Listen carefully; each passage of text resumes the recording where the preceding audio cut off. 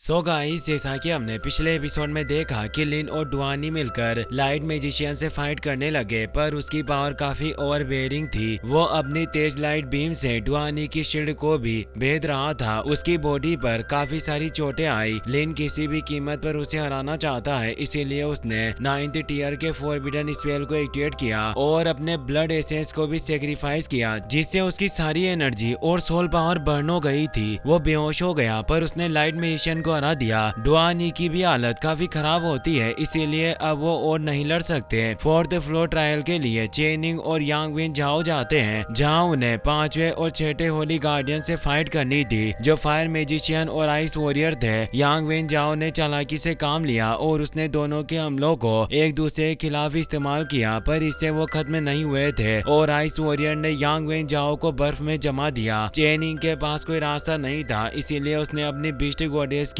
Ultimate move का इस्तेमाल किया, जिससे यांग वेन झाओ की पावर काफी बढ़ गई थी और उसने उन दोनों गार्डियन को खत्म कर दिया, पर इससे वो दोनों भी बेहोश हो चुके थे। और अब शेनिन के 4 साथियों की हालत काफी गंभीर थी। शेनिन को 5th फ्लोर पर बढ़ना था। यांग वेन झाओ को जांग फेंग जमीन पर वही लौटा देता है। शेनिन कहती है कि यांग वेन झाओ और चेनिंग, तुमने हमें 5th ट्रायल पर पहुंचने के लिए मंजूरी दी, जिससे हम भी लगातार आगे बढ़ते रहेंगे। अब 5th ट्रायल का रास्ता भी खुल जाता है और उनके सामने उसकी सीढ़ियां प्रकट हो जाती है। शेनिन पूरे जोश के साथ हाओ चेन को उठाकर आगे बढ़ने लगती है। हान यू और जियांग डिप्टी लीडर को बोलते हैं कि 5th फ्लोर का ये फर्स्ट ट्रायल हम पास करेंगे, इसीलिए आप इसे हमारे लिए छोड़ दें। लिन शिन ने जो हमें एनर्जी को बढ़ाने की पिल्स दी है, उनकी मदद से हम निश्चित रूप से उस 4th नंबर के होली गार्ड को हरा देंगे और जीत हासिल करेंगे। शेनिन बोलती है कि नेक्स्ट ट्रायल की कठिनाई इस 4th फ्लोर से भी काफी ज्यादा रहने वाली है और तुमने देखा ना कि हमारे बाकी साथियों का क्या हाल हुआ।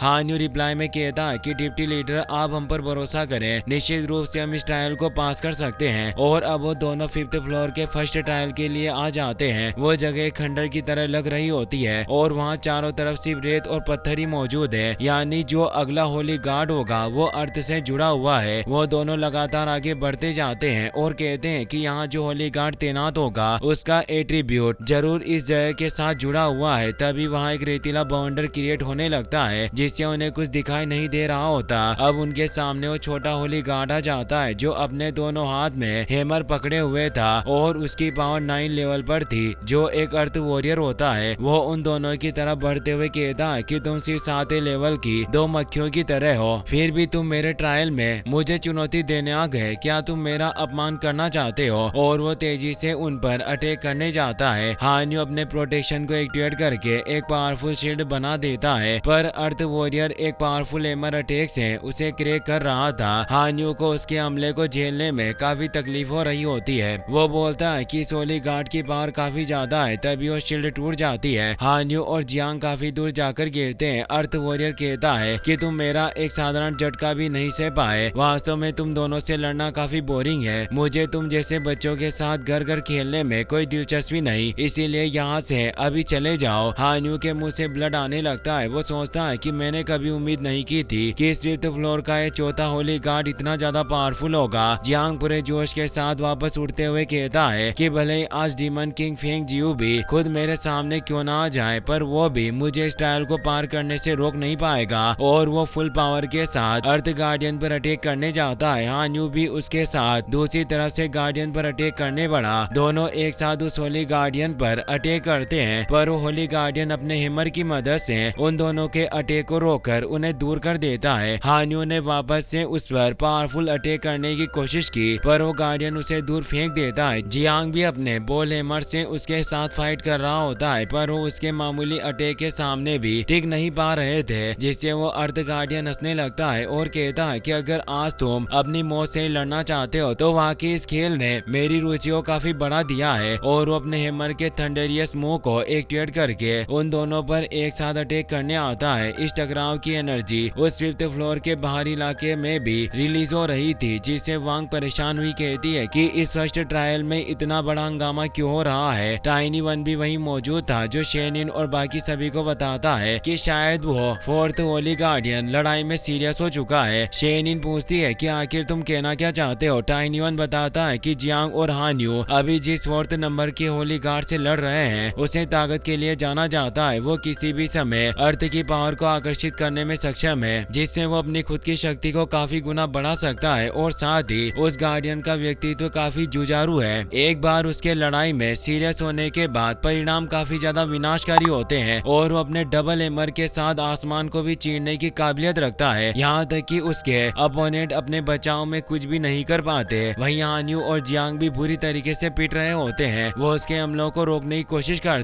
पर वो रोक नहीं पा रहे थे। जियांग भी दूर गिरा हुआ था। तभी अर्थ गार्डियन उस पर अटैक करने आता है और कहता है कि हमारी फाइट अभी खत्म नहीं हुई। हान्यू डर जाता है क्योंकि ये काफी फियर्स अटैक था, इसीलिए वो जियांग को बचाने के लिए उसे हटाकर खुद सामने आ जाता है। पर वो उसके दोनों हैमर के अटैक से उसके शरीर की पसलियां टूट जाती है। हान्यू को काफी ज्यादा पेन फील होता है। वो कहता है कि वास्तव में इसने अपने एक अटैक में मेरी पसलियों को तोड़ डाला और वो काफी दूर जाकर गिरता है। उन दोनों की हालत काफी ज्यादा खराब हो चुकी थी, इसीलिए होली गार्डियन कहता है कि क्या तुम्हारे पास सिर्फ इतनी सी ताकत है? मैं अभी तक सिर्फ खुद को वार्म अप कर रहा था, तुमने मेरी रियल पावर तो देखी नहीं। पर उन्हें कुछ भी करके ये ट्रायल जीतना था, इसीलिए जियांग खड़ा हो जाता है और लिन की दी हुई एक्सप्लोसिव एलिक्सियर पिल को निगल लेता है और कहता है कि अब मैं चेक करूंगा कि आखिर लिन के इस एलिक्सियर में कितनी क्षमताएं होगी और ये कैसे काम करता है। और अब वो तेज लाइटनिंग के साथ पर्पल थंडर कंडेंसेट को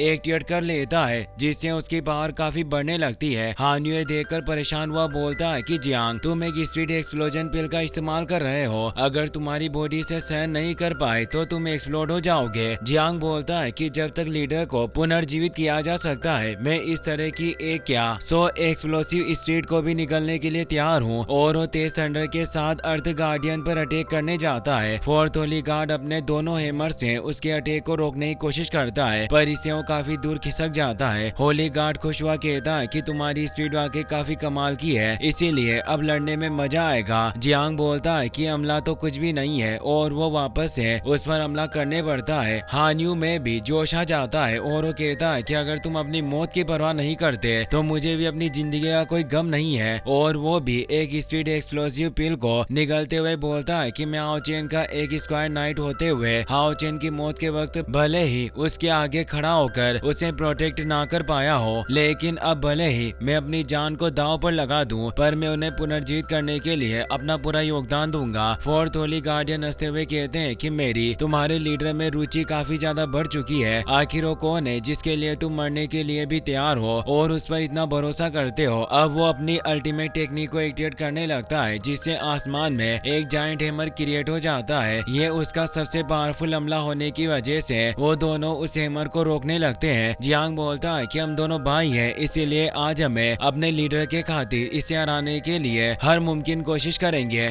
उन दोनों के मुंह से काफी सारा ब्लड आने लगता है और नीचे की जमीन भी धंस रही थी। वो अब प्लान सोचते हैं और दोनों उस हैमर के नीचे से हट जाते हैं, जिससे हान्यू फोर्थ गार्डियन की तरफ बढ़ता हुआ उस पर एक पावरफुल स्वॉर्ड अटैक करता है, जिससे वो आसमान में उछल गया। हान्यू कहता है कि जियांग, अब तुम्हारी बारी है। इस फोर्थ गार्डियन को पावर अर्थ से मिलती है, इसीलिए हमें इसे हवा के अंदर ही खत्म करना होगा। जियांग अपने फिस्ट ऑफ थंडर मूव को एक्टिवेट करता है, जिससे जायंट बॉडी क्रिएट होती है और वो फोर्थ गार्डियन पर अटैक कर देता है। फोर्थ गार्डियन बोलता है कि तुम सिर्फ अकेले मेरा कुछ नहीं बिगाड़ सकते और वो जियांग के मुंह को नष्ट करता हुआ उस पर अटैक कर देता है, क्योंकि 9 लेवल पर होने से हवा के अंदर भी वो उनसे कई गुना ज्यादा ताकतवर था। जियांग और हान्यू का प्लान तो अब शुरू हुआ था। जियांग मुस्कुराते हुए उसे पकड़ लेता है, जिससे हान्यू तेजी से अपनी स्वॉर्ड को उसकी चेस्ट में घोंप देता है, पर वो फोर्थ होली गार्ड अपने हैमर से उसके चेस्ट पर काफी पावरफुल अटैक करता है, जिससे उसकी कई सारी पसलियां टूट जाती है। पर वो अभी भी नहीं रुकता